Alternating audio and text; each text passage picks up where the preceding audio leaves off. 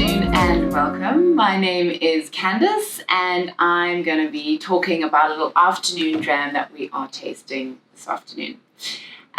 We're starting with the Signatory Vintage Collection, which this range is all cask strength, and we're starting with the Benrinnes, which is honestly one of my favorite. The last time I tasted this distillery was a good few years ago, so it is an absolute joy to have it back in South Africa. From 1966 till 2007, they did triple distillation, which of course, during that period of time was a pretty unique thing to do in Scotland. So, in the heart of Speyside, we find this beautiful distillery. Today we're tasting a 56.7% alcohol whiskey. And it really is spectacular on the palate. It does not come across as that high alcohol volume.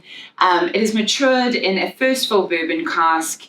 It is one of 235 bottles, so quite a beautiful treat if you can get your hands on it.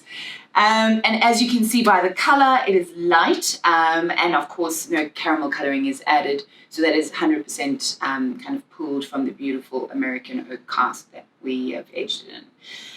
This is an exclusive bottling for Navigator World Whisky by Maison Whisky, so very, very excited to have it in South Africa. Without further ado, let's get into the tasting notes. First and foremost, as we've mentioned, the color incredibly light.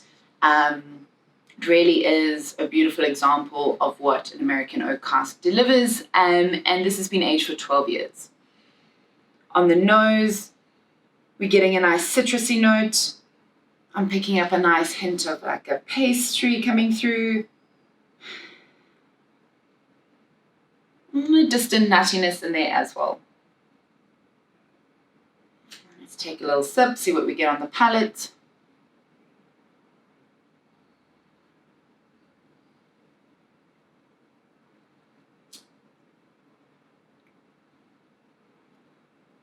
Oh, that's beautiful.